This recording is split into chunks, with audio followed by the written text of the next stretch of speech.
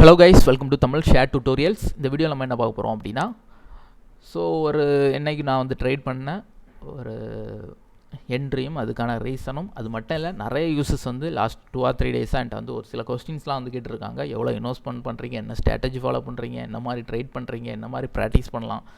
Lot of questions. அதுக்கான answer தான் அந்த வீடியோவில் வந்து பார்க்க போகிறோம். ஃபர்ஸ்ட் ஆஃப் ஆல் என்ன அப்படின்னா, நம்ம சேனலில் நான் வந்து ப்ராக்டிஸ் தான் வந்து பண்ணிட்டுருக்கேன். ஆப்ஷன் செல்லிங்கை பொறுத்த வரைக்கும் நான் வந்து பெரிய அளவு எக்ஸ்பீரியன்ஸ்லாம் வந்து கிடையாது எனக்கு ஆப்ஷன் மார்க்கெட்டை பொறுத்த வரைக்கும். 2019 ஒரு சில மந்த்ஸ், மேக்ஸிமம் ஒரு 3 to 6 மந்த் தான் வந்து இந்தியன் மார்க்கெட்டில் வந்து பண்ணேன். அந்த டைம் ஒரு சில ட்ரேடும், அதே மாதிரி ஒரு சில ஸ்டாக் மார்க்கெட் ட்ரேடும், ஓவரால் வந்து ஒரு லேர்னிங் பர்பஸ் மாதிரி ஒரு 4 வருஷத்துக்கு முன்னாடி இந்தியன் மார்க்கெட் கற்றுக்கிட்டது தான். என்னோடய ஃபுல் எக்ஸ்பீரியன்ஸ் வந்து கிரிப்டோவில் தான் வந்து நான் வந்து பல வருஷமாக இருக்கேன், 6-7 வருஷமாக. அப்புறம் ஃபாரெக்ஸ், அதுவும் ஒரு 4-5 வருஷமாக பண்ணிகிட்டு இருந்தோம். இப்போ ரீசெண்டாக ஒரு சில இஷ்யூனால நம்ம வந்து ஸ்டாப் பண்ணிவிட்டு டைரெக்டாக வந்து ஆப்ஷன் ட்ரேடிங், இந்தியன் மார்க்கெட்டுக்கு வந்து மூவ் ஆகிருக்கோம். அதில் வந்து ஆப்ஷன் செல்லிங் ப்ராக்டிஸ் பண்ணிகிட்டு இருந்தோம். இந்த வீக் ஆப்ஷன் பையிங் ப்ராக்டிஸ் பண்ண போகிறதா சொல்லியிருந்தேன். ஏன் அப்படின்னா, நிறைய பேர் வந்து என்கிட்ட வந்து யூடியூப்பில் ஆயிரக்கணக்கான டியூட்டோரியல் வீடியோஸ் இருக்குது, இருந்தாலும் என்கிட்ட வந்து நீங்கள் டியூட்டோரியல் வீடியோஸ் வந்து மேக் பண்ணுங்கன்னு வந்து கண்டினியூவாக வந்து சொல்லிகிட்டு இருக்காங்க. நான் டியூட்டோரியல் வீடியோஸ் பேசிக்லேருந்து ஆப்ஷன் ட்ரேடிங் பற்றி போடணும் அப்படின்னா, எனக்கு வந்து அதில் டீப் நாலேஜ் வந்து இருக்கணும். ப்ளஸ் மைனஸ் தெரியணும், எல்லாமே வந்து தெரிஞ்சுக்கணும். அப்போ நான் ஆப்ஷன் செல்லிங் கற்றுக்கிட்டு ஆப்ஷன் பையிங்கை பற்றி வீடியோ போடலாம், ஆனால் அப்படி போட்டால் அது வந்து சரியாக இருக்காது. என்றைக்குமே வந்து எல்லாமே நான் எதை சொல்லிக் கொடுக்க விரும்புகிறனோ அதை நான் ஃபஸ்ட்டு தெரிஞ்சுக்கணும். அதில் உள்ள நான் ப்ளஸ் மைனஸ் எனக்கு தெரியணும். அப்படி தெரிஞ்சால் தான் நான் வந்து அதில் டியூட்டோரியல் வீடியோ மேக் பண்ணுறதுக்கு ஒரு சரியான காரணமாக வந்து இருக்கும். நிறைய பேருக்கு அதுவும் அந்த வீடியோ வந்து யூஸ்ஃபுல்லாக இருக்கும், அதர்வைஸ் அது யூஸ்ஃபுல்லாக இருக்காது. அதனால் ஆப்ஷன் பையிங் இந்த வீக் ப்ராக்டிஸ் பண்ணலான்னு வந்து ட்ரை பண்ணேன். இன்றைக்கி வந்து நல்ல ஒரு ப்ராஃபிட் கிடச்சிது, சரியா. அதே மாதிரி ஒரு சில ஷேர் மார்க்கெட் ரிலேட்டட் பிடிஎஃப் வந்து இபுக்ஸ் வந்து ஷேர் பண்ணியிருக்கேன் நம்ம குரூப்பில். அந்த குரூப் லிங்க் நான் டிஸ்கிரிப்ஷனில் தரேன். தேவைப்படுறவங்க வந்து டவுன்லோட் பண்ணிக்கோங்க. உங்களுக்கு ஃபண்டமெண்டலாக மார்க்கெட் பற்றி உள்ள நாலேஜ் வேணும், தமிழில் வேணும் அப்படின்னா அந்த புக்ஸ்லாம் வந்து உங்களுக்கு ஹெல்ப்ஃபுல்லாக இருக்கும், சரியா. அதே மாதிரி உங்கள் ஃப்ரெண்ட்ஸுக்கும் வந்து ஷேர் பண்ணி விடுங்க. நிறைய பேர்லாம் வந்து இங்கிலீஷ் புக்ஸ் நிறைய இருக்குது, ஆனால் தமிழ் புக்ஸ் வந்து பார்த்திங்கன்னா ஒரு ஃபியூ தான் இருக்குது. அது மூலமாக நம்ம வந்து கற்றுக்கிறதுக்கான வாய்ப்புகள் இருக்குது, சரியா. சரி, ஓகே கைஸ். நெக்ஸ்ட் என்ன ஷேர் பண்ணியிருந்தேன்னா, ஒரு ஃபேக் கோர்ஸ் செல்லர்ஸ் பற்றி வந்து ஷேர் பண்ணியிருந்தோம். இந்தியாவை பொறுத்த வரைக்கும் பார்த்திங்கன்னா யூஸ்வலாக நடக்கிறது தான். ட்ரேடர்ஸ் ஓவரால் செபி ரிப்போர்ட் படி பார்த்திங்கன்னா above 90% traders are losses, only around 5 to 10% மட்டும்தான் வந்து ப்ராஃபிட்டபுளாக இருக்காங்க. அப்படி இருக்கும்போது இந்த எல்லோரும் மோஸ்ட்லி ஏர்ன் பண்ணுறது என்ன அப்படின்னு பார்த்தீங்கன்னா, கோர்ஸ் செல் பண்ணி தான் வந்து ஏர்ன் பண்ணுறது. அதில் வந்து பார்த்திங்கன்னா ஸ்மால் அமௌண்ட் செல் பண்ணால் கூட பிரச்சனை இல்லை, 5000 10,000 ஒன்று செல் பண்ணுற கோர்ஸ்லாம் வந்து பார்த்திங்கன்னா 20,000 30,000 இருந்து ஸ்டார்ட் ஆகி 60,000-70,000 ரூபா வரைக்கும் போகும், ஒன்லி ஃபியூ ஹவர்ஸ் கோர்ஸ். அதே மாதிரி பார்த்திங்கன்னா ஸ்டாக் மார்க்கெட்டில் உள்ளவங்க ஒரு சிலர்லாம் கிரிப்டோ கோர்ஸ்லாம் வேறு செல் பண்ணுறாங்க. அவங்களுக்குலாம் என்ன எக்ஸ்பீரியன்ஸ்னே தெரியல, மீம் டோக்கனெல்லாம் ப்ரொமோட் பண்ணி 40,000 ரூபா 50,000 கோர்ஸ் செல் பண்ணிகிட்ருக்காங்க. பல லட்ச ரூபாய் பல கோடி ரூபாய் வரைக்கும் இந்த மாதிரி கோர்ஸ் செல் பண்ணிலாம் ஏர்ன் பண்ணுறவங்க ஒரு சைடு வந்து இருந்துகிட்ருக்காங்க. அதில் என்ன ஆச்சு அப்படின்னு பார்த்திங்கன்னா, ஒரு சில லைவில் வந்து ரிப்போர்ட்லாம் காமிக்கும்போது என்ன பண்ணிட்டாங்க அப்படின்னா, எடிட் பண்ணி ப்ராஃபிட் அதிகமாக ஏர்ன் பண்ண மாதிரிலாம் வந்து காமிச்சிருக்காங்க. அது வந்து எக்ஸ்போஸ் ஆகிருக்கு. அதை பற்றி ஒருத்தர் வந்து வீடியோ வந்து ட்விட்டரில் வந்து போட்டிருந்தாரு. அதையும் வந்து நான் ஷேர் பண்ணியிருந்தேன். ஓவரால் என்ன அப்படின்னு பார்த்தீங்கன்னா, மார்க்கெட்டில் வந்து நீங்கள் ஒரு விஷயம் கற்றுக்கணுன்னா ஃபஸ்ட்டு உங்களோட ஓன் நாலேஜில் வந்து கற்றுக்கோங்க. அதை தாண்டி அதுக்கும் உங்களுக்கு டைம் இல்லை, வீடியோ பார்க்குறதுலாம் டைம் இல்லை, கண்டிப்பாக கோர்ஸ் பண்ணணுன்னா மேக்ஸிமம் வந்து ஒரு 10,000 ரூபாய் 20,000 ரூபாய்க்கு மேலே எந்த ஒரு கோர்ஸுக்குமே வந்து ஸ்பெண்ட் பண்ணாதீங்க, சரியா. ஓனாக வந்து கற்றுக்கிறது தான் நல்லது. ஏன்னா ஃபஸ்ட்டு நீங்கள் வந்து கோர்ஸ் ஒருத்தட்ட வாங்குறீங்கன்னா அவரும் ப்ராஃபிட்டபுளாக இருக்காரான்னு தெரிஞ்சுக்கணும். இந்த வீடியோவில் ஃபேமஸ் நீங்களாம் வந்து பயங்கரமான ட்ரேடர்ஸ் நினைக்கிறவங்கலாம் ஃப்ராடுங்க அப்படின்னு வந்து இவர் வந்து எக்ஸ்போஸ் பண்ணியிருக்காரு, சரியா. சரி, ஓகே, வாங்க அடுத்து என்ன அப்படின்னா, இன்றைக்குள்ள ப்ராஃபிட் வந்து ஷேர் பண்ணியிருந்தேன். வாங்க வீடியோக்குள்ளே போகலாம். சரி, ஓகே கைஸ். ஃபஸ்ட்டு வந்து கொஸ்டின் என்ன அப்படின்னு பார்த்தீங்கன்னா, எவ்வளோ அமௌண்ட் வந்து நீங்கள் இன்வெஸ்ட் பண்ணி ட்ரேட் ஸ்டார்ட் பண்ணிங்க ப்ரோ இந்த ஆப்ஷன் இந்தியன் மார்க்கெட் அப்படின்னு வந்து கேட்டிருந்தீங்க. ஆக்சுவலாக வந்து நான் இந்தியன் மார்க்கெட் வந்து டைரெக்டாக ஆப்ஷன் ட்ரேடிங் பண்ணணும் வரல. சம் மந்த்ஸ் 3 months முன்னாடி நினைக்கிறேன். அந்த டைம் என்ன ஆச்சு அப்படின்னு பார்த்தீங்கன்னா, ஒரு 2 lakhs ரூபாய்க்கு வந்து நான் என்ன பண்ணேன் அப்படின்னா, 5 ஸ்டாக்ஸில் வந்து ஈக்விட்டியில் இன்வெஸ்ட் பண்ணேன். இந்த 5 ஸ்டாக்ஸ் எதுக்காக இன்வெஸ்ட் பண்ணேன்னா, ஒரு லாங் டேர்ம் பர்பஸ், ஒரு 5 to 10 வருஷம் வரைக்கும் வாங்கி போட்டுட்டு அப்படியே ஹோல்டு பண்ணுவோம். அதில் ஒரு சில டிவிடெண்ட் வரும். இந்த மாதிரிலாம் வராது, மட்டும் அப்படியே வாங்கிக்கிட்டு ஃபுல்லாக லாங் டேர்மும் ஹோல்டு பண்ணலாம் அப்படின்னு ஒரு 5 ஸ்டாக் இன்வெஸ்ட் பண்ணியிருந்தேன். அதில் என்ன 3 மாதம் தாண்டும் போது என்ன இருந்து அப்படின்னு பார்த்தீங்கன்னா, 3 ஸ்டாக்ஸ் நல்லா ப்ராஃபிட்லேயும், ஒரு ஸ்டாக் வந்து என்ட்ரி ப்ரைஸ்லேயும், ஒரு ஸ்டாக் வந்து பார்த்திங்கன்னா பெரிய டவுன், கிட்டத்தட்ட 60% கிட்ட டவுன் ஆகியும் இருந்து. ஸோ இந்த ஒரு ஸ்டாக்கில் ஹியூஜ் லாஸ் ஆனனால மற்ற ஸ்டாக்ஸில் ஓரளவு ப்ராஃபிட் இருந்தனாலையும் ஓவரால் மேனேஜ் பண்ணி என்ன ஆச்சுன்னா இந்த 2 lakhs அமௌண்ட் வந்து அரௌண்ட் 1.8, அதாவது 20,000 ரூபாய் லாஸில் வந்து நின்றுட்டு இருந்து. ஸோ அந்த டைம் நான் லாங் டேர்முக்கு தான் வச்சுருந்தேன். இருந்தாலும் அந்த டைம் எனக்கு வந்து பேங்கிங் இஷ்யூஸ் ஒரு சில ப்ராப்ளம்னால என்ன பண்ணேன்னா எனக்கு வந்து ஃபண்ட் வந்து டெபாசிட் பண்ணி ட்ரேடிங்க்கு கொண்டு வர முடியலை. ஸோ அதனால் என்ன பண்ணேன் அப்படின்னா அந்த ஸ்டாக்ஸ் எல்லாமே நான் வந்து சோல்வ் பண்ணிட்டேன். ஐ மீன் லாஸ்ட்லேயே செல் பண்ணிட்டேன். செல் பண்ணனால என்ன ஆச்சுன்னா அரௌண்ட் எனக்கு ஃபீஸ் ஸ்ப்ரெட் எல்லாம் போக 1.78 கேஷாக வந்து அக்கௌண்ட்டில் ரெடி ஆச்சு. ஸோ இந்த 1.78 வச்சு தான் ஐ மீன் 1,78,000 ரூபாய் வச்சு தான் நான் வந்து ஆப்ஷன் ட்ரேடிங் வந்து ஸ்டார்ட் பண்ணது. Okay, clear. ஸோ அப்போ 2 lakh இன்வெஸ்ட் பண்ணேன். ஸோ அதில் 20,000 வந்து ஸ்டாக் மார்க்கெட்டில் லாஸ், ஐ மீன் ஈக்விட்டி மார்க்கெட்டில் லாஸ் ஆச்சு. ஸோ அதை அதில் உள்ள பேலன்ஸ் அமௌண்ட்டை வச்சு ஆப்ஷன் ட்ரேடிங் வந்து ஸ்டார்ட் பண்ணேன். ஸோ இப்போதைக்கு பேலன்ஸ் வந்து 2.19. ஸோ ஓவரால் எப்படி பார்த்தாலும் 2 லட்ச ரூபா இன்வெஸ்ட் பண்ணியிருந்தேன். ஸோ 19,000 ரூபா வந்து ப்ராஃபிட்டில் தான் இருக்குது. ஸோ இது நான் வந்து ஆப்ஷன் ட்ரேடிங் ஸ்டார்ட் பண்ணி ஜஸ்ட் ஒரு 2 weeks போல் தான் ஆச்சு. ஸோ அதனால் இதுவே வந்து பெரிய ப்ராஃபிட் தான். சரியா? சரி, ஓகே. நெக்ஸ்ட் வந்து இது கேட்ட கொஸ்டின் என்ன அப்படின்னு பார்த்தீங்கன்னா, என்ன ஸ்ட்ராட்டஜி யூஸ் பண்ணி ட்ரேட் பண்ணுறீங்க ப்ரோ, என்ன மாதிரி நம்ம வந்து பேக் டெஸ்ட் பண்ணலாம். ஸோ இந்த மாதிரி டவுட்ஸ், ஆப்ஷன் செல்லிங் பெஸ்ட்டாக, ஆப்ஷன் பையிங் பெஸ்ட்டாக, அந்த மாதிரிலாம். ஸோ ஃபஸ்ட் நம்ம அதெல்லாம் பற்றி ஆப்ஷன் பையிங்காக செல்லிங்காக பற்றிலாம் வந்து ப்ரீவியஸாகவே நான் வந்து வீடியோ போட்டுட்டேன். ஸோ அந்த வீடியோலாம் பார்த்தீங்கன்னா உங்களுக்கு வந்து கிளியர் ஐடியா கிடச்சிரும், எது பெஸ்ட்டு, எது வந்து நமக்கு வந்து செட் ஆகும், எதுக்கு ஆப்ஷன் பையிங் எவ்வளோ அமௌண்ட் ஆகும், செல்லிங் எவ்வளோ அமௌண்ட் ஆகும், எல்லாமே ப்ரீவியஸ் வீடியோஸ்லேயே நான் வந்து கவர் பண்ணியிருக்கேன். சரியா? Based on our capital and based on our mind set and based on our technical knowledge we can choose option buy or option sell. Okay, so அப்படின்னா நமக்கு ஒவ்வொருத்தருக்கும் ஒவ்வொரு மைண்ட் செட்டும் ஒவ்வொரு கேபிட்டலும் இருக்கும். அதை பொறுத்து தான் நமக்கு எது செட் ஆகும்னு வந்து சூஸ் பண்ண முடியும். அதே மாதிரி டெக்னிக்கல் நாலேஜ் ஆல்சோ ரொம்ப ரொம்ப முக்கியம். அதனால் வந்து பிளைண்டாக நீங்கள் இது தான் பண்ணணும், இது தான் பண்ணக்கூடாது அப்படின்னு வந்து சொல்ல முடியாது. சரியா? அதனால் உங்களுக்கு எது செட் ஆகுதோ அதை வந்து ஃபாலோ பண்ணிக்கோங்க. நெக்ஸ்ட் என்ன அப்படின்னா, இன்றைக்கி வந்து ட்ரேடு எதனால் எடுத்தேன், அதே மாதிரி வந்து எப்படி வந்து பேக் டெஸ்ட் பண்ணலாம், ஃபஸ்ட்டு எப்படி பேக் டெஸ்ட் பண்ணுறது சரியாக இருக்கும் அப்படின்னு நான் வந்து என்னோடய பாயிண்ட் ஆஃப் வியூவில் நான் சொல்கிறேன். ஸோ யூஸ்வலாக வந்து நம்ம வந்து யூடியூப்ஸ்லாம் நம்ம வந்து பார்த்திங்க அப்படின்னா ஆப்ஷன் ட்ரேடிங் வந்து இந்தியாவில் ரொம்ப ஃபேமஸ்னால ஆயிரக்கணக்கான வீடியோஸ் வந்து இது ரிலேட்டடாக வந்து இருந்துகிட்ருக்கு. சரியா? ஸோ அப்படி ஆயிரக்கணக்கான வீடியோஸ் மீன்ஸ் ஆயிரக்கணக்கான ஸ்ட்ராட்டஜிஸ் இருந்துகிட்ருக்கு. ஆனால் ஃபேக்ட் என்ன அப்படின்னா 90% of traders are losers, only 10% தான் ஏர்ன் பண்ணுறாங்க. ஸோ அப்படி இருக்கும்போது அவ்வளோ ஸ்ட்ராட்டஜி இருந்தும் மோஸ்ட் ஆஃப் தி பீப்புள்ஸ் வந்து லாஸ் பண்ணிட்டு தான் இருக்காங்க. ஸோ அதை வந்து ஃபஸ்ட்டு மைண்டில் நல்லா ஃபிக்ஸ் பண்ணிக்கோங்க. ஸோ எந்த ஒரு ஸ்ட்ராட்டஜியும் உங்களை வந்து பெரிய கோடீஸ்வரராக சடனாக வந்து ஆக்காது. ஸோ அதுக்கு நமக்கு பேசிக்காக நம்ம மைண்ட் செட் வந்து ரெடி ஆகணும் ஃபார் ரிஸ்க் மேனேஜ்மெண்ட்டுக்கு. ஸோ அப்படியே ரெடி ஆனால் தான் நம்மளால் வந்து ஓவரால் வந்து ப்ராஃபிட்டபுளாக இருக்க முடியும். இதுதான் வந்து ஃபேக்ட். சரியா? சரி, எப்படி பேக் டெஸ்ட் பண்ணணும் அப்படின்னா, என்னை பொறுத்த வரைக்கும் நான் என்ன ப்ராக்டிஸ் பண்ணுறேன் அப்படின்னா, எனக்கு புதுசாக நிறைய கற்றுக்கலாம், நிறைய விஷயங்கள் இந்த மார்க்கெட்டில் இருந்தாலும் எனக்கு என்ன தெரியும். ஸோ நம்ம கிரிப்டோ மார்க்கெட், ஃபாரன்ஸ் மார்க்கெட்லாம் பல வருஷமாக இருக்கிறனால பேசிக்கான விஷயங்கள் நல்லா தெரியும். கேண்டில்ஸ்டிக், ட்ரெண்ட் லைன், பேசிக் இண்டிகேட்டர்ஸ், அதே மாதிரி சப்போர்ட் அண்ட் ரெசிஸ்டன்ஸ். அடுத்து கொஞ்சம் அட்வான்ஸ் அப்படின்னு போனால் சப்ளை டிமாண்ட். ஸோ இந்த மாதிரி நமக்கு தெரிஞ்ச விஷயங்கள் இவ்வளோ இருக்குது. ஸோ அது இந்த மார்க்கெட்டில் எப்படி ஒர்க் அவுட் ஆகிருக்கு அப்படின்னு வந்து நீங்கள் வந்து ஹையர் டைம் ஃப்ரேம் வச்சும் லோயர் டைம் ஃப்ரேம் வச்சும் ஒர்க் அவுட் பண்ணி பார்க்கணும் பேக் டெஸ்ட்.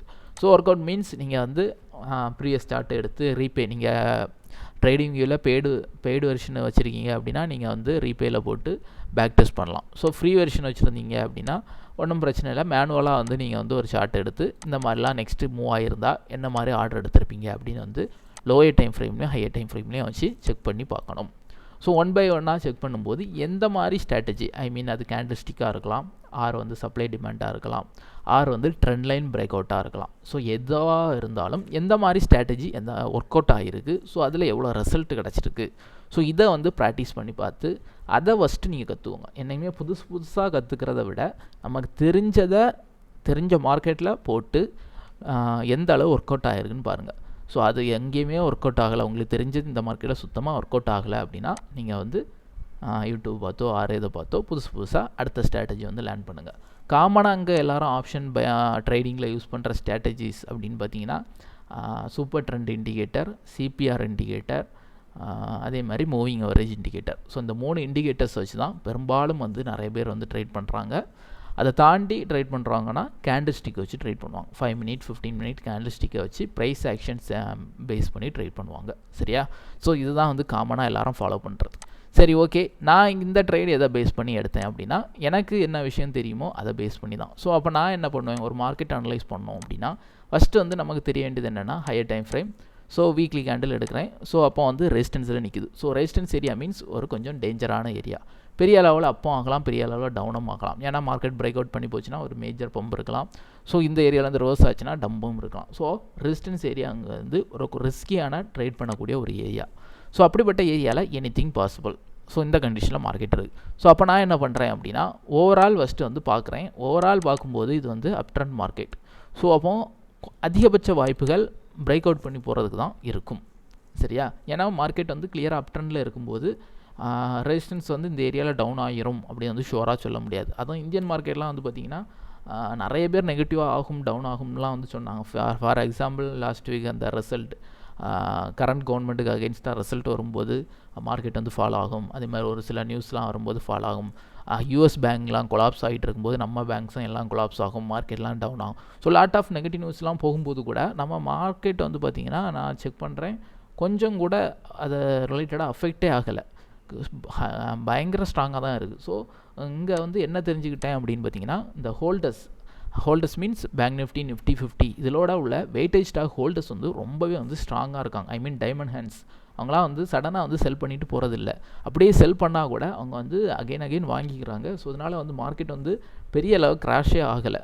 ஸோ அப்போ ஓவரால் வந்து புல்லிஷ் ட்ரெண்டுக்கான வாய்ப்புகள் அதிகம் இருக்கும் அப்படின்னு வந்து நான் வந்து இந்த மாதிரி ஒரு சில ரீசன்ஸ்லாம் வச்சு நான் வந்து ஃபண்டமெண்டலாகவும் டெக்னிக்கலாகவும் வந்து ப்ரிடிக்ட் பண்ணிக்கிட்டேன். ஸோ அதை கன்ஃபார்ம் பண்ணுறதுக்கு நான் என்ன பண்ணேன் அப்படின்னா ஸோ மார்க்கெட் வந்து கரெக்டாக அந்த செல் ஏரியாவில் ஒரு நெகட்டிவ் கேண்டில் ஃபார்ம் ஆகிருந்து. சரியா? ஸோ அப்போது நெகட்டிவ் கேண்டில் ஃபார்ம் ஆகிருக்குன்னா மார்க்கெட் டவுன் ஆகும்னு பாசிபிள். ஆனால் காமனாக எல்லாருமே டவுன் ஆகும் அப்படின்னு இந்த கேண்டிலை பார்த்தோன்னே முடிவு பண்ணியிருப்பாங்க. அப்படி தானே? ஸோ அப்போது இந்த ஏரியாவில் கண்டிப்பாக ஒரு எல்லாருமே செல் எடுக்கிறனால ஒரு ரிவர்சலுக்கான பாசிபிலிட்டி இருக்கும். ஐ மீன் ரிவர்ஸ் ஆகி வேணால் இதில் போய் எல்லாரோட ஸ்டாப்பை ஹன் பண்ணிவிட்டு வேணால் டவுன் ஆகாமே தவிர டைரெக்டாக டவுன் ஆகாது அப்படின்னு வந்து தோணுச்சு. ஸோ அதை கன்ஃபார்ம் பண்ணதுக்கு நான் என்ன பண்ணேன் அப்படின்னா இந்த கேண்டில். ஸோ நமக்கு வந்து டே சார்ட். ஸோ டே சார்ட்டில் என்ன நடந்திருக்கு பாருங்கள். ஸோ இந்த ஏரியா நமக்கு வந்து இந்த ஒரு பெரிய 2 கேண்டில் ஃபார்ம் ஆக முன்னாடி ஒரு கேண்டில் ஃபார்ம் ஆயிருக்கு. ஸோ ஆக்சுவலாக இது வந்து நம்ம சப்ளை டிமாண்ட் கான்செப்டில் இது வந்து பேஸ் கேண்டில். ஓகே, ஸோ இந்த கேண்டில் பேஸ் கேண்டில். ஸோ கரெக்டாக மார்க்கெட்டில் நான் என்ன எதிர்பார்த்தேன் அப்படின்னா இந்த மார்க்கெட் இந்த பேஸ் கேண்டலுக்கு வரும், இதில் வந்து மார்க்கெட் வந்து ரிவர்ஸ் ஆகும். இதான் வந்து நான் ப்ரெடிக்ட் பண்ணது நேற்று. Okay, higher time frame. So இப்படி வச்சு யாருமே எனக்கு தெரிஞ்சு ட்ரேட் பண்ணுற மாதிரி எனக்கு தோணலை. இருந்தாலும் நமக்கு தெரிஞ்ச விஷயத்த வச்சு நான் ஃபஸ்ட்டு ப்ராக்டிஸ் பண்ணுறதுனால நான் வந்து ஹையர் டைம் ஃப்ரேம் வச்சு ஃபஸ்ட்டு சோனை வந்து மார்க் பண்ணிக்கிட்டேன். ஸோ நெக்ஸ்ட் என்ன பண்ணேன்னா as usual lower time frame வந்து மாற்றியாச்சு. ஸோ மாற்றிக்கிட்டு என்ன பண்ணேன் அப்படின்னு பார்த்தீங்கன்னா அந்த ஏரியாவில் நமக்கு வந்து கன்ஃபர்மேஷன் கேண்டில் இருக்குதா அப்படின்னு பார்க்கணும் அப்படின்னா ஸோ நான் பார்க்கும்போது பெர்ஃபெக்டாக வந்து இந்த ஏரியாவில் 30 மினிட் கேண்டில் இருந்துச்சு. Rally base rally. Okay, so அப்போது இந்த பேஸ் கேண்டில் இருந்தனால நான் என்ன பண்ணேன் அப்படின்னா இந்த ஏரியாலே மார்க்கெட் ரிவர்ஸ் ஆகும், அதுலேயும் ஒரு ஹேமர் கேண்டில் கிடச்சனால ஸோ கிடச்ச உடனே நான் வந்து இதை பிரேக் அவுட் பண்ணதுமே ஒரு என்ட்ரி வந்து நான் வந்து எடுத்துட்டேன். சரியா? ஐ மீன் அப் ஆகும் அப்படின்னு. இது எப்போ எடுத்ததுன்னா நேற்று மதியம் தான் இந்த என்ட்ரி எடுத்து, கிட்டத்தட்ட 1 மணி அந்த ரேஞ்ச். சரியா? ஸோ அப்போது இந்த ஏரியாவில் மார்க்கெட் ஆனால் என்ன நடந்துன்னா லைட்டாக பிரேக் அவுட் பண்ணுற மாதிரி வச்சுட்டு அந்த ஏரியாவில் கிளியராக வந்து டவுன் ஆச்சு. ஸோ இந்த டவுன் ஆனதும் நமக்கு வந்து இந்த ஏரியாவில் ஆக்சுவலாக நம்ம லோயர் டைம் ஃப்ரேம் வச்சு எடுத்துகிட்டு போனோன்னா இந்த ஏரியாலே வந்து செல் பண்ணிட்டு போகணும். ஆனால் நமக்கு டே கேண்டிலை பொறுத்த வரைக்கும் அந்த சோன் வந்து ஃபுல்லாக இருக்குது. ஸோ அப்படி இருக்கும்போது நம்ம வந்து சடனாலாம் வந்து ஸ்டாப்லாம் வந்து போட்டுட்டு போகக்கூடாது. ஏன்னா நம்ம வந்து ஸ்கேல்பிங் பண்ணலை. ஸ்கேல்பிங் பண்ணியிருந்தால் இங்கேயே வந்து என்ட்ரி எடுத்து இதிலேயே க்ளோஸ் பண்ணியிருக்கலாம். ஸோ நம்ம வந்து ஒரு கேண்டில் கன்ஃபர்மேஷனை வச்சு ட்ரேட் பண்ணுறதுனால ஹோல்டு பண்ணி அட்லீஸ்ட் நான் என்ன எதிர்பார்த்தேன்னா நான் அங்கே ஒரு இந்த ஏரியா வரைக்குமாவது மார்க்கெட் போகும். இதுதான் வந்து என்னோடய பிளானாக இருந்துச்சு. ஸோ அதனால் என்ன பண்ணேன் அப்படின்னா வெயிட் பண்ணேன். ஸோ அடுத்து என்ன ஆச்சுன்னா நேற்று மார்க்கெட் க்ளோஸ் ஆகும்போது திரும்பவும் இதில் ரிஜெக்ட் ஆச்சு. திரும்ப ஒரு சூப்பராக ஒரு இன்வெர்ட்டர் ஹேமர் கேண்டில் வந்து திரும்ப ஒரு கன்ஃபர்மேஷன் கொடுத்து ஸோ அதனால் என்ன பண்ணேன்னா அகெயின் மார்க்கெட் முடியும் போது ஆர்டர் எடுத்து போட்டிருந்தேன். சரியா? ஸோ ஆர்டர் எடுத்து போட்டுட்டு இன்றைக்கி வந்து இன்னைக்குள்ள எக்ஸ்பீரி தான் வந்து எடுத்திருந்தேன். ஸோ அப்போ எனக்கு வந்து இதில் நல்ல ஒரு ஸ்ட்ராங் கன்ஃபர்மேஷனும் டே கேண்டில் சோனும் இருந்தனால நான் வந்து ஆப்ஷன் பையிங்கில் கால் ஆப்ஷன் எடுத்தேன். ஸோ அப்போ என்னோடய எக்ஸ்பெக்டேஷன் என்ன அப்படின்னா, நாளைக்கு எக்ஸ்பைரி இருக்குது. ஸோ இன்றைக்கி மார்க்கெட் முடிய முன்னாடியே நமக்கு வந்து ப்ராஃபிட் வந்துடும், அப்படி இல்லைன்னா நாளைக்கு வரும் அப்படின்னு நினச்சி ஆர்டர் எடுத்து ஹோல்டு பண்ணியிருந்தேன். ஸோ அப்போ என்ன ஆச்சு அப்படின்னா, நான் இங்கே ஃபஸ்ட்டு ஒரு ஆர்டர் எடுத்திருந்தேன். அந்த ஆர்டர் லாஸில் இருந்து ஏன்னா மார்க்கெட் வந்து டவுன்.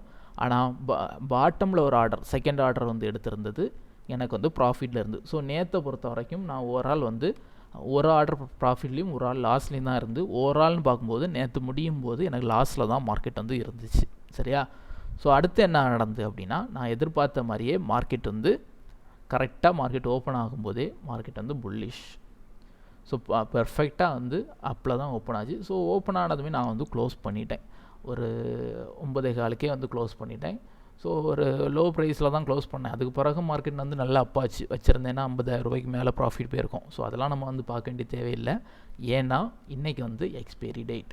எக்ஸ்பைரி வரப்போகுது அப்படின்னா ஆப்ஷன் பையிங் வந்து ரொம்ப ரிஸ்க்கு. காரணம் என்னென்னா, ஒவ்வொரு மணி நேரத்துக்கும் நம்மளோட டைம் டிகே வேல்யூ குறைஞ்சிக்கிட்டே இருக்கும். ஸோ மார்க்கெட் இந்த 10 மணி இந்த ஏரியாவில் தான் இருக்குது. உங்களோட ப்ரீமியம் ப்ரைஸ், ஐ மீன் ஆப்ஷன் ஸ்ட்ரைக் ப்ரைஸ்லாம் வந்து நீங்கள் வந்து சூஸ் பண்ணுறீங்க. அதோட ப்ரைஸ் வந்து 100 ரூபா இருக்குதுன்னு வச்சுக்கோங்க.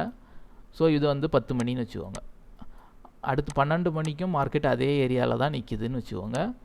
ஆனால் இந்த ப்ரைஸ் 100 ரூபாங்கிறது 90 ரூபா 80 ரூபான்னு மாறி இருக்கும். ஸோ அப்போது நம்ம வந்து ஆட்டோமேட்டிக்காக மார்க்கெட் மூவ் ஆகாட்டாலும் ஆட்டோமேட்டிக்காக லாஸுக்கு வந்திருப்போம். ஸோ அந்த ஆப்ஷன் ட்ரேடிங்கிறது எக்ஸ்பைரி டே வந்து கொஞ்சம் கேர்ஃபுல்லாக வந்து பண்ணணும். மற்ற நாளும் ரொம்ப ஹோல்டு பண்ணி பண்ணும்போது மார்க்கெட் மூவ் ஆகலை அப்படின்னா ஆப்ஷன் பையிங்கில் லாஸ் தான் ஆகும். ஆனால் இந்த மாதிரி கிளியராக டவுன் ஆனாலோ, இந்த மாதிரி கிளியராக அப் ஆனாலோ ஆப்ஷன் பையிங்கில் செம்ம ப்ராஃபிட் கிடைக்கும். செம்ம ப்ராஃபிட் மீன்ஸ் நீங்கள் வந்து ஸ்மால் அமௌண்ட் ஒரு 10K வச்சு இன்வெஸ்ட் பண்ணால் கூட இந்த மாதிரி மூவ்மெண்ட்டில் 2 லாட் எடுத்தாலே நீங்கள் வந்து 20,000 30,000 வந்து பார்க்கலாம். ஸோ இதான் வந்து ஆப்ஷன் பையிங்கில் உள்ள ப்ளஸும் மைனஸும். ஸோ நான் என்ட்ரி எடுத்ததுக்கான reason supply demand concept. So அது மட்டும் இல்லை, நான் இன்னும் ட்ரெண்ட் லைன் கான்செப்ட் இதெல்லாம் வந்து ஃபாலோ பண்ணுவேன். ஓவரால் நீங்கள் வந்து இந்த சார்ட்டை வந்து பார்த்து செக் பண்ணி பார்த்தீங்கன்னா உங்களுக்கே வந்து புரியும். நிறைய இடத்துல வந்து ட்ரெண்ட் லைன் வச்சு ட்ரேட் பண்ணுற மாதிரி ஆப்ஷன் கிடைக்கும். அதே மாதிரி மூவிங் அவரேஜ் வந்து பர்ஃபெக்டாக ஒர்க் அவுட் ஆகிருக்கும். சப்ளை டிமாண்ட் வந்து ஒர்க் அவுட் ஆகிருக்கு. ஸோ பேசிக்காக உள்ள விஷயங்களை வச்சு நான் ப்ராக்டிஸ் பண்ணிகிட்ருக்கேன். ஸோ இதில் நான் வந்து லாஸ் ஆக தொடங்கினேன், எனக்கு தெரிஞ்ச விஷயங்கள் இந்த மார்க்கெட்டில் ஒர்க் அவுட் ஆகலை அப்படின்னா நான் என்ன பண்ணுவேன், அடுத்து மூவ் ஆகும். எல்லாரும் பண்ணுற மாதிரி சூப்பர் ட்ரெண்ட் இண்டிகேட்டரோ RCPR இண்டிகேட்டரோ சம்திங் நிறைய இருக்குது. ஸோ அதெல்லாம் வந்து எனக்கு தெரிஞ்ச விஷயங்கள் இந்த மார்க்கெட்டில் ஒர்க் அவுட் ஆகலை அப்படின்னா அதையும் வந்து ப்ராக்டிஸ் பண்ணலாம் அப்படின்னு வந்து இருக்கேன். ஸோ இதான் கைஸ் நீங்கள் கேட்ட கொஸ்டின்ஸ்க்கான ஆன்சர்ஸ். ஸோ ஓவரால் வந்து இந்த மார்க்கெட்டுக்குள்ளே என்ட்ராகி 19,000 ப்ராஃபிட்டில் வந்து இருக்குது. ஸோ ஓவரால் நான் வந்து ப்ராக்டிஸ் மாதிரி தான் வந்து பண்ணிகிட்ருக்கேன். நான் இதுவரையில் ஆப்ஷன் ட்ரேடிங் பண்ணதில் ஒரே ஒரு நாள் தான் லாஸே ஆகிருக்கு. ஒரு நாள் ஆப்ஷன் செல்லிங்கில், ஐ மீன் செல்லிங்காக பையிங்கான்னு ஆர்டர் எடுக்கிறதுலையே கன்ஃபியூஸ். ஐ மீன் நம்ம இதில் என்ன குழம்போம் அப்படின்னு பார்த்தீங்கன்னா, நம்ம வந்து ஆப்ஷன் பையும் பழகிருக்கீங்கன்னா நீங்கள் வந்து கால் ஆப்ஷன் எடுத்தாலும் புட் ஆப்ஷன் எடுத்தாலும் பை மட்டும் தான் எடுக்கணும். ஆப்ஷன் செல்லிங் பழகிருக்கீங்கன்னா கால் ஆப்ஷன் எடுத்தாலும் புட் ஆப்ஷன் எடுத்தாலும் செல் மட்டும்தான் எடுக்கணும். ஸோ இதெல்லாம் என்ன ஆகும் அப்படின்னு பார்த்தீங்கன்னா, நம்ம வந்து ரெண்டுமே பண்ணும்போது ரொம்ப கன்ஃபியூஸ் ஆகும். சடனாக மார்க்கெட் டவுன் ஆக போதா, அப்போ நம்ம என்ன பண்ணுவோம், உடனே போய் செல் அடிக்கலாம் அப்படின்னு நினைப்போம். ஆனால் ஆப்ஷன் பையிங்க்கு பிளான் பண்ணிக்கிட்டு நீங்கள் போய் அதில் போய் செல் அடிச்சிங்கன்னா என்ன ஆகும் அப்படின்னா, அது ஆப்ஷன் செல்லிங்கில் போய் விழும். ஸோ இந்த மாதிரிலாம் கொஞ்சம் கன்ஃபியூஸ் ஆகும் ஆர்டர் எடுக்கும்போது, ஐ மீன் ஸ்டார்டிங் ஸ்டேஜில். ஸோ ஆப்ஷன் பையிங்காக செல்லிங்காக ரெண்டில் ஏதாச்சும் ஒன்று அப்படின்னு ஃபிக்ஸ் ஆகிக்கிறது நல்லது அப்படின்னு நினைக்கிறேன். ரெண்டுமே நீங்கள் பண்ணிகிட்டு இருந்தீங்க அப்படின்னா இந்த ஆர்டர் எடுக்கும்போதெல்லாம் கொஞ்சம் கன்ஃபியூஸ் ஆகி ராங் ஆர்டர்ஸ்லாம் எடுக்கிறதுக்கு வாய்ப்பு உண்டு. ஸோ அதே மாதிரிலாம் எனக்கு 2-3 டைம் வந்து நடந்திருக்கு. ஸோ ஆர்டர் எடுத்துகிட்டோமே 800 ரூபா ஃபீஸ் போயிருமே, சரி கொஞ்சம் ஹோல்டு பண்ணலாம் அப்படின்னு வந்து ஹோல்டு பண்ணால் என்ன ஆகும், தேவையில்லாத கூட கொஞ்சம் லாஸ் ஆகும். அதுக்கு பிறகு புக் பண்ணிவிட்டு போகிறது. ஸோ இந்த மாதிரிலாம் வந்து ஸ்டார்டிங்லலாம் நடக்கும். ஸோ இது மாதிரி மிஸ்டேக்ஸ்லாம் வந்து நீங்கள் வந்து பண்ணாதீங்க. ஓகே கைஸ், இந்த வீடியோ உங்களுக்கு யூஸ்ஃபுல்லாக இருந்ததுன்னா கண்டிப்பாக லைக் பண்ணுங்கள். அதே மாதிரி கொஞ்ச நாள் போகட்டும், நல்லா வந்து ஆப்ஷன் பையிங் செல்லிங் இதில் உள்ள ப்ளஸ் மைனஸ்லாம் தெரிஞ்சுக்கிட்டு அதுக்கு பிறகு 2 வீடியோஸ் வந்து மேக் பண்ணுறேன். சரியா?